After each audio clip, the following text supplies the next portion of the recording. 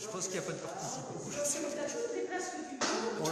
On les voit apparaître, les participants.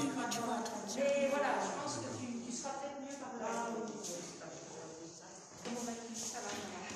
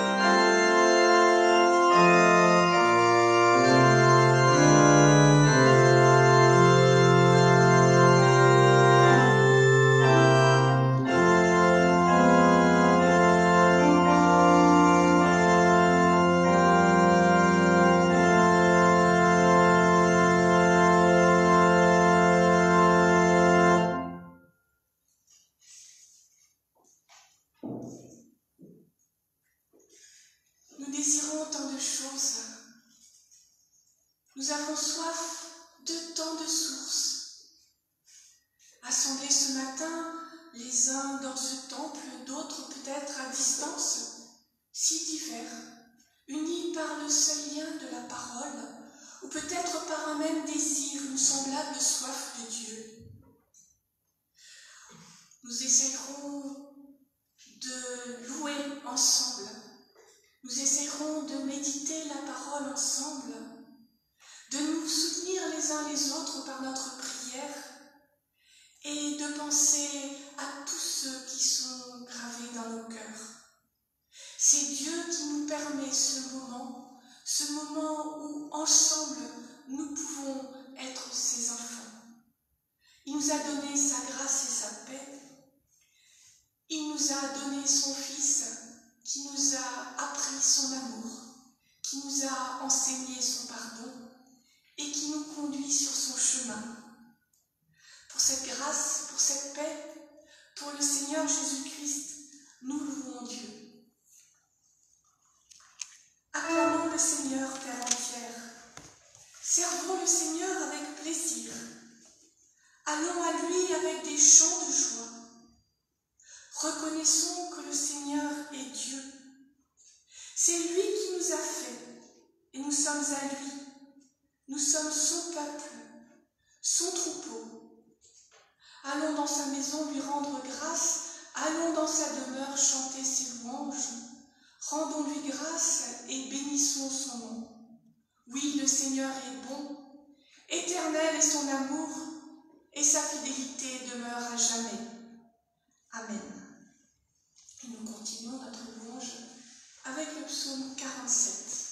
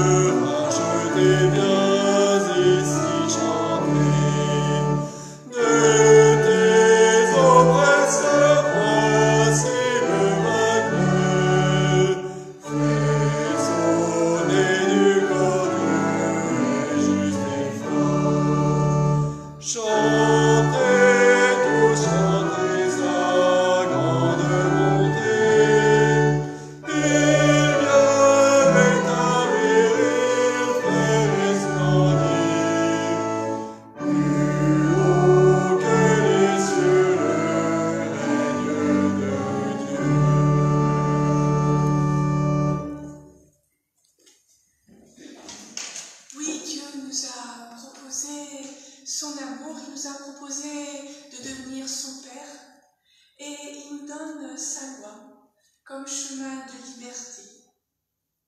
Écoutons-la par la voix de Moïse.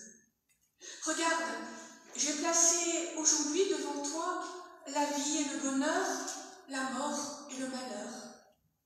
Ce que je t'ordonne aujourd'hui, c'est d'aimer le Seigneur ton Dieu, de suivre ses voies et d'observer ses commandements, ses prescriptions et ses règles, afin que tu vives et que tu multiplies, et que le Seigneur ton Dieu te bénisse dans le pays où tu entres pour en prendre possession. Oui, Dieu nous a donné sa loi comme chemin de vie. Pourtant, nous nous perdons si souvent dans nos égoïsmes, nos peurs, nos indifférences. Nous prions. Ô Seigneur, ta joie éclate dans la création et nous ne la voyons pas. Ton Fils vient parmi nous et nous ne le reconnaissons pas. Ton esprit souffle sur nous et nous ne l'entendons pas. Tu nous parles et nous ne répondons pas. Tu nous aimes et nous ne voulons pas le savoir. Tu nous sauves et cela nous importe peu. Nous voici maintenant devant toi, tels que nous sommes. Aide-nous à saisir ton pardon, à accepter cette libération et à vivre dans ta joie, avec et pour nos frères et sœurs.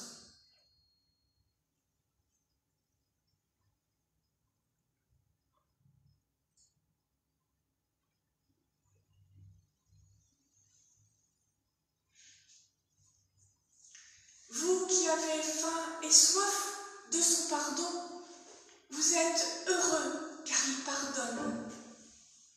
Vous qui avez faim et soif de sa présence, vous êtes heureux car il vient demeurer en vous, vous fortifier et vous guider.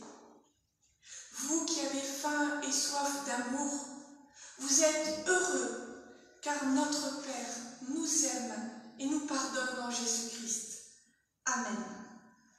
Je vous invite à vous lever pour chanter notre reconnaissance. Ô mon âme est magnifique.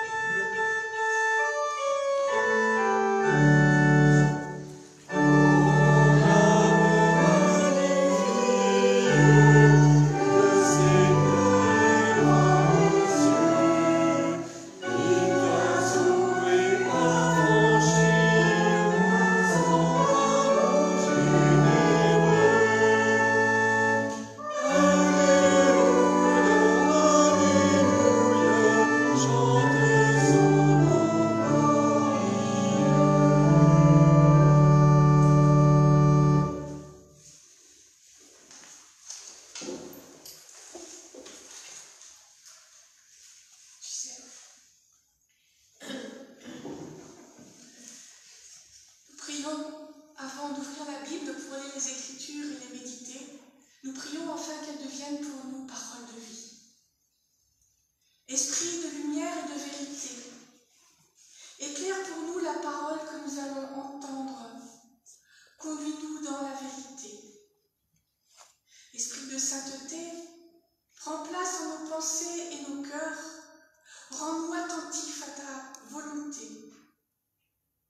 Esprit d'amour, de joie et de paix, brille en nous comme une flamme que rien ne puisse éteindre.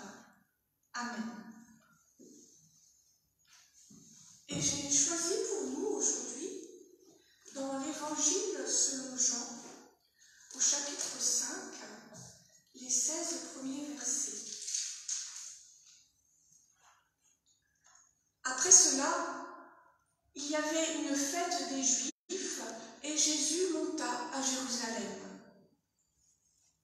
Or, à Jérusalem, près de la porte des moutons, il y a un bassin qui s'appelle en hébreu Bethsata, et qui a 5 portiques. Sous ces portiques étaient couchés une multitude de malades, d'aveugles, d'infirmes, d'estropiés. Là se trouvait un homme malade depuis 38 ans. Jésus le vit couché et, sachant qu'il était là depuis longtemps, il lui dit « Veux-tu retrouver la santé ?» Le malade lui répondit « Seigneur, je n'ai personne pour me mettre dans le bassin quand l'eau est agitée. Pendant que moi je viens, un autre descend avant moi. » Jésus lui dit « Lève-toi, prends ton grabat et marche. » Aussitôt, l'homme retrouva la santé, il prit son grabat et se mit à marcher. Or, c'était le sabbat ce jour-là. Les Juifs disaient donc à celui qui avait été guéri, c'est le sabbat, il ne t'est pas permis de porter ton grabat. Il leur répondit, c'est celui qui m'a rendu la santé qui m'a dit, prends ton grabat et marche. Ils lui demandèrent, qui est l'homme qui t'a dit, prends et marche? Mais celui qui avait été guéri ne savait pas qui c'était, car Jésus s'était esquivé. En effet, il y avait foule en ce lieu. Après cela, Jésus le trouve dans le temple et lui dit « Eh bien, tu as retrouvé la santé, ne pêche plus, de peur qu'il ne t'arrive bien pire. » L'homme s'en alla dire aux Juifs que c'était Jésus qui lui avait rendu la santé. C'est pourquoi les Juifs persécutaient Jésus, parce qu'il faisait cela pendant le sabbat. Seigneur, ta parole est vérité, sanctifie-nous par ta vérité. Amen. Je vous invite à présent à chanter le cantique 252.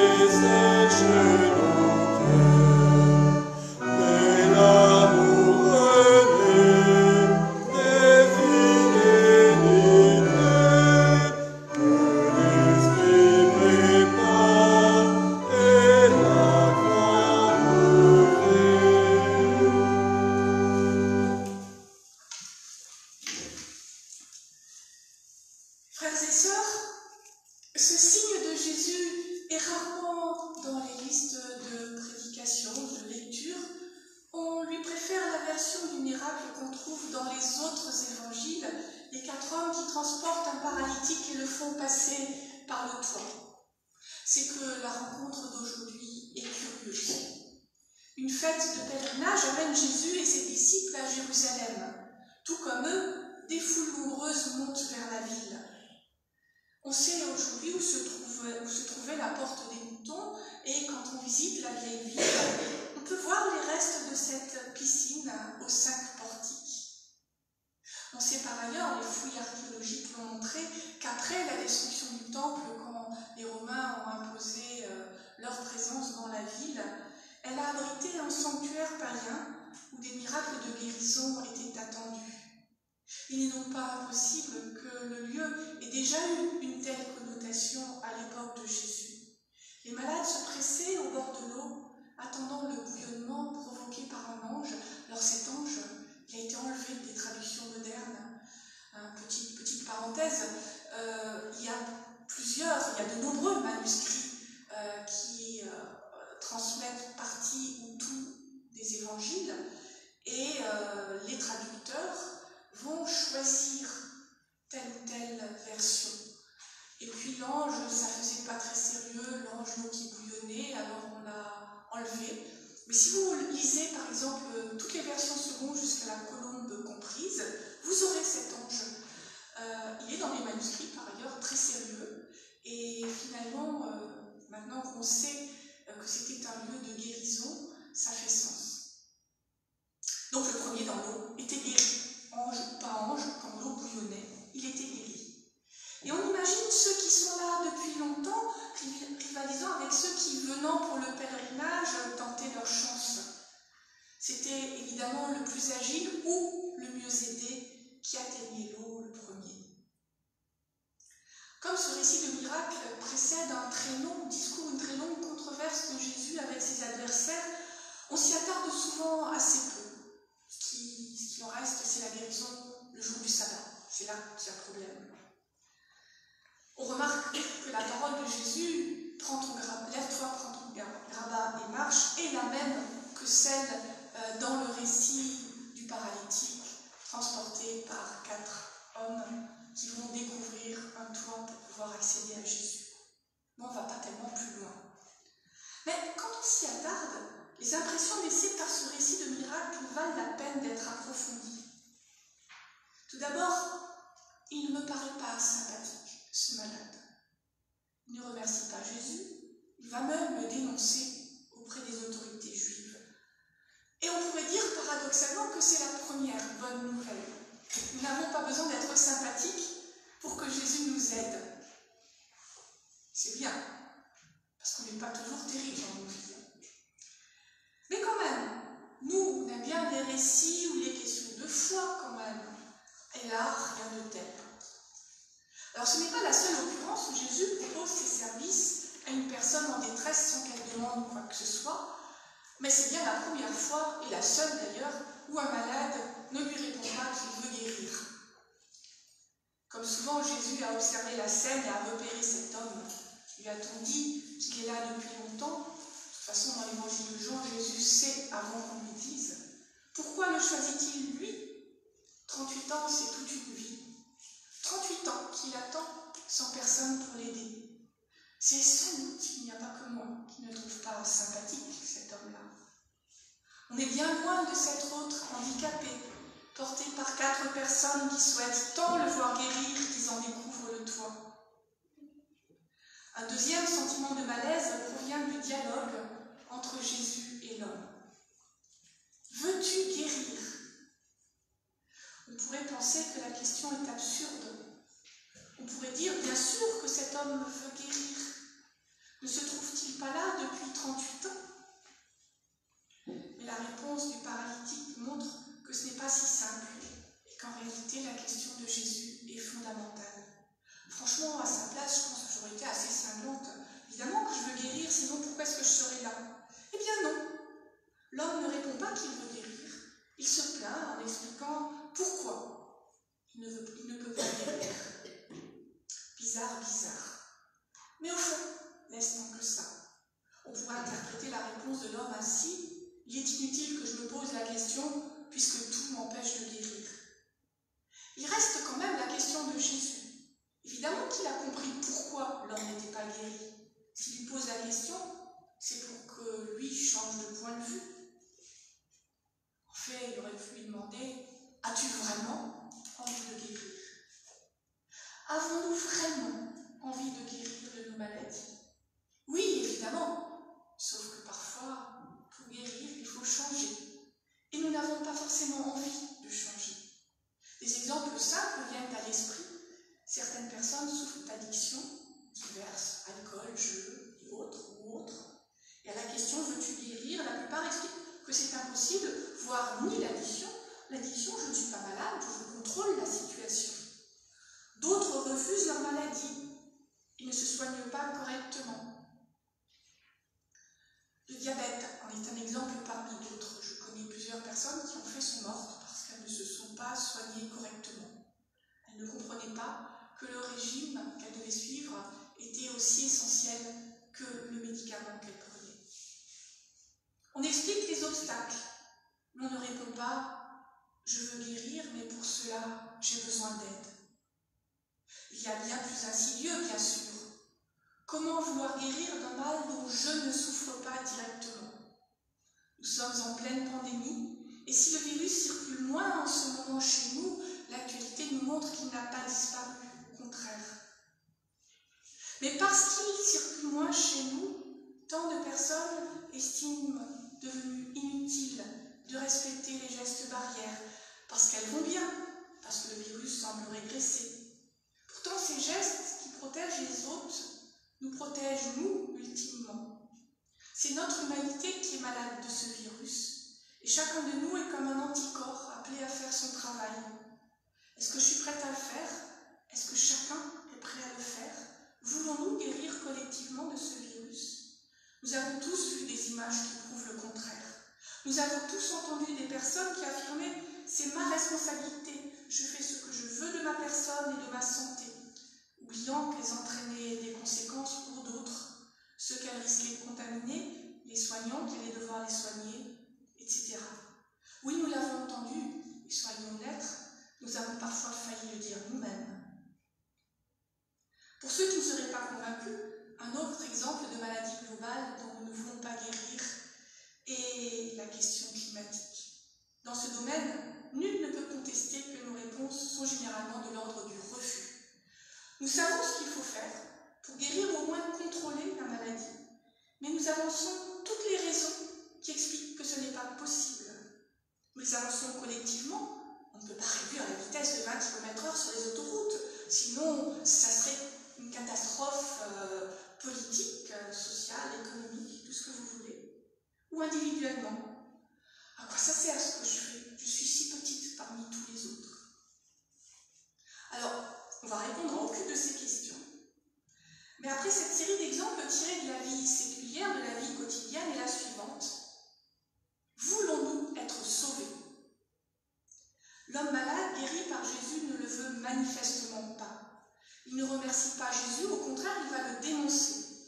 Au fond, sa vie au bord de la piscine ne devait pas être si désagréable, rien à faire, et forcément, contrairement à aujourd'hui, entretenu soit par sa famille, soit par la charité populaire. Qu'a-t-il reçu de Jésus? La possibilité de se prendre en main et un chemin de vie offert et qui ne semble pas accepté, contrairement à un autre handicapé que vous retrouverez au chapitre 9 de l'Évangile, que Jésus va rencontrer à l'occasion d'une autre fête, un aveugle de naissance qui confessera sa foi. Non, ce malade guéri se lève, marche, pour reprendre une vie d'avant, faite de peur et de délation. Pas de vie éternelle pour cet homme-là, seul son corps est guéri. Jésus nous offre une vie différente, une vie nouvelle, mais c'est à nous de la vivre, à nous, pas à Jésus, à nous, pas aux autres. Au fond, ce malade est l'exemple de ce qu'il ne faut pas faire. Il est l'exemple d'une rencontre avec Jésus qui ne mène pas à la vie, qui ne mène pas à la vie qu'il appelle éternelle dans l'Évangile. Vous me direz peut-être que c'est bien déprimant tout ça. Oui et non. Oui, parce que nous venons de voir que c'est un peu une tendance naturelle de l'être humain que de choisir la facilité, même si cela implique une situation mauvaise, et par conséquent que sortir de ce travers qui est inhérent à notre être est un effort. Mais c'est aussi débordant d'espérance, parce que Jésus a choisi ce malade, ce râleur qui ne fait rien pour améliorer sa situation, qui va en plus le dénoncer quelques minutes plus tard. Et c'est cet homme-là qu'il guérit. Et ça, c'est une bonne nouvelle extraordinaire. Jésus le guérit pour rien, sans qu'il n'ait ni demandé, ni mérité cette guérison, et sans que cela débouche sur sa foi. Jésus fait du bien à tous, même à lui. Alors c'est que chacun de nous, mais chacun et chacune des personnes que nous allons croiser dehors, quelle que soit leur foi, eh bien, tout le monde, chacun, est sur sa liste. Jésus offre et réalise la guérison la plus importante, celle de notre vie spirituelle. Il nous rend la possibilité d'une vie complète sur tous les plans importants. Il nous propose la vie, celle qu'il appelle la vie éternelle. Et même si et quand nous ne l'acceptons pas, il se préoccupe de nous. Parfois je dis que Jésus libère tout le monde. Encore faut-il pousser la porte et sortir de la prison qui nous tenait enfermés. Jésus déverrouille la porte, mais c'est à nous de l'ouvrir. Le choix est le nôtre. Nous pouvons rester à l'intérieur, refusant de voir que la porte est ouverte par peur ou par dureté de cœur. Passer la porte ouverte, c'est accepter de se mettre en marche, de se prendre en main, de prendre le recul nécessaire par rapport à nos petites personnes pour comprendre où le Christ nous conduit. Et ce chemin, ce n'est pas forcément celui des autres, celui des foules, celui de ceux qui crient plus fort que les autres. Il n'est pas forcément le plus facile à suivre, mais c'est le seul qui nous permet la vie avec Dieu. Ce chemin, c'est celui de l'attention à l'autre, le chemin du service, comme je le rappelais il y a quelques semaines, lorsque j'avais médité sur le commandement d'amour. Mais c'est aussi celui du témoignage. Personne ne peut être sauvé seul. Jésus appelle tous les humains à sa suite, c'est vrai, mais c'est à nous de l'annoncer au monde. Encore un chemin qui n'est pas facile. Nous trouvons souvent des excuses, individuelles ou collectives, pour justifier notre immobilisme en Église, notre tiédeur à annoncer l'Évangile. Ces raisons ressemblent aussi beaucoup à celles du malade. Voilà encore une question pour nos méditations personnelles d'été. Sommes-nous prêts à changer nos habitudes pour que d'autres viennent louer le Seigneur, découvrir sa parole avec nous? Un exemple, le confinement forcé que nous avons vécu nous a conduits à découvrir d'autres moyens de rester en communion. Ces moyens nous ont permis de toucher d'autres personnes.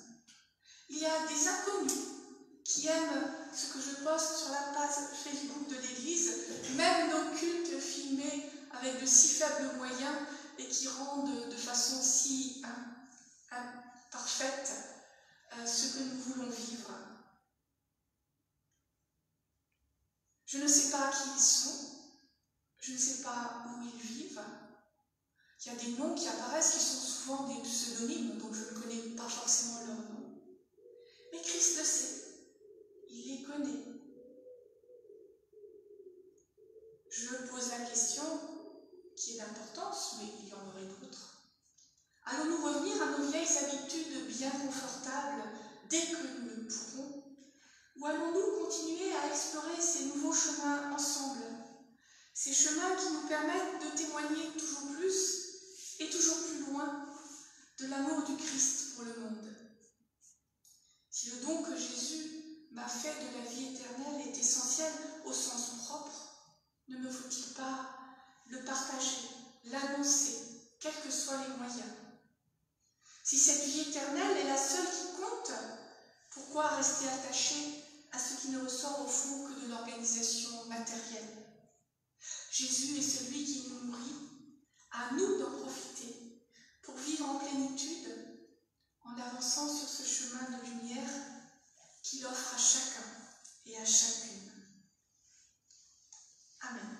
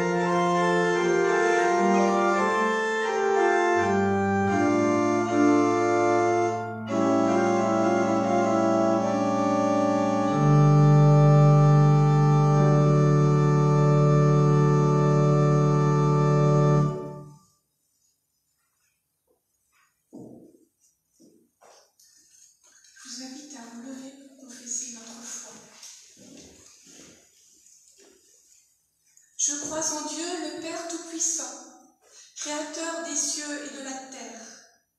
L'Éternel règne, il est esprit, il est amour.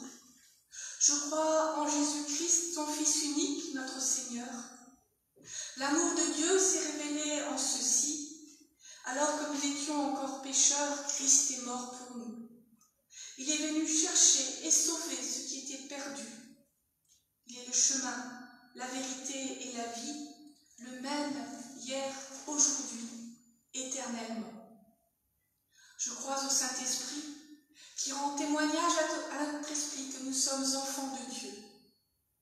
Nous avons été baptisés d'un seul esprit pour former un seul corps.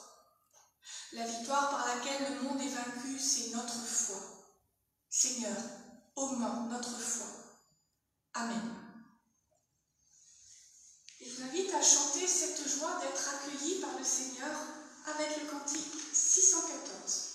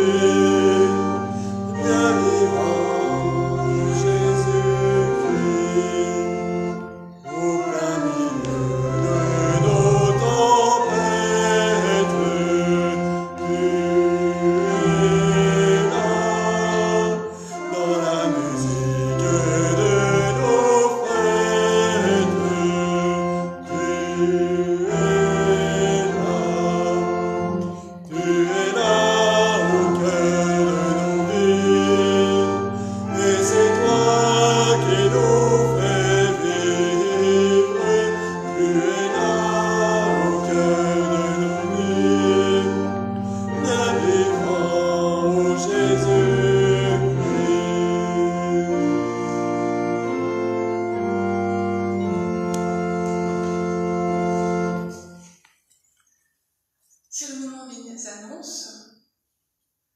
Nous avons entamé les vacances scolaires, les vraies vacances scolaires, donc les activités paroissiales par visioconférence ou autres sont arrêtées jusqu'à la rentrée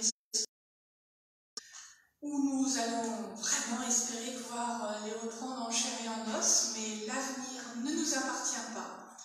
Et nous ne savons pas non plus quand est-ce que nous pourrons changer de mode de fonctionnement. Vous voyez, nous ne sommes pas nombreux, il y a de la place pour tout le monde. Certes, le masque est difficile à supporter, mais c'est le prix à payer pour pouvoir nous rassembler. L'offrande sera, comme d'habitude maintenant, le moment où vous sortez. Il y a une petite boîte ici qui vous permettra de déposer votre offrande, ce qui permet de rester les uns les autres à distance de sécurité. Il nous reste le plus important finalement. Nous sommes nourris, nous avons partagé, nous avons médité la parole, nous avons chanté ensemble. Il nous reste le plus important, c'est de prier pour tous ceux qui ne sont pas là, pour tous ceux qui ont besoin de notre prière, qu'ils le sachent ou qu'ils ne le sachent pas. Christ est présent dans leur vie. Seigneur, toi qui nous commandes d'aimer de ton amour, triomphe de tout ce qui nous divise, afin que nous pardonnons les uns les autres, nous t'adressions d'un même cœur notre prière. Toi qui aimes le plus petit d'entre nos frères et sœurs, nous te prions pour les pauvres, les affligés, les malades, les mourants, toutes les personnes qui souffrent, que leur souffrance soit physique, morale ou spirituelle. Nous te prions pour ceux qui nous sont chers et pour tous ceux que nous avons du mal à aimer. Nous te les nommons dans le secret de nos cœurs.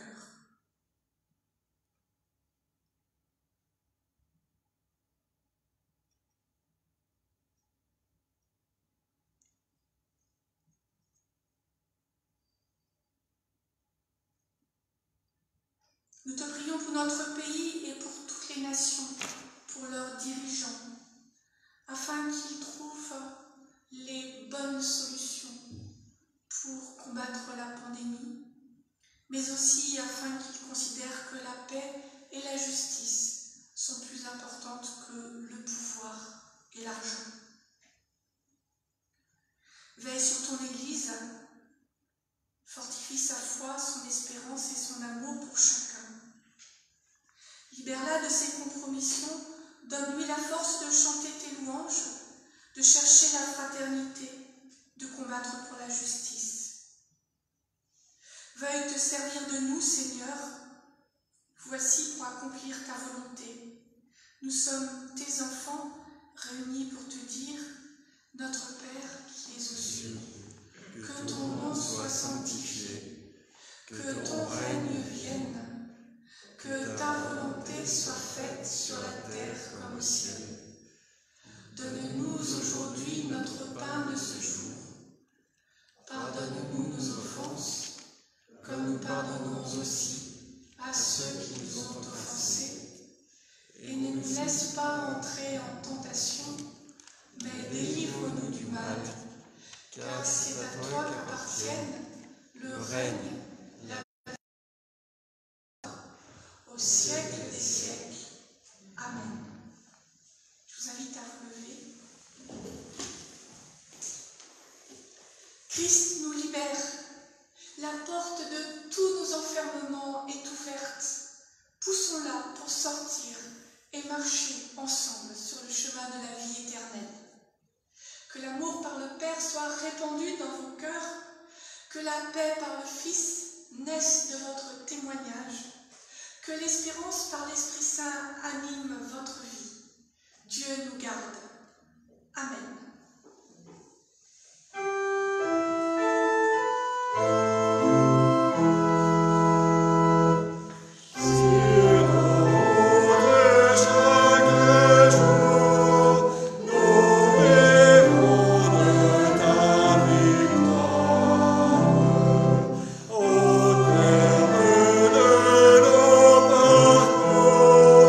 Nous partagerons ta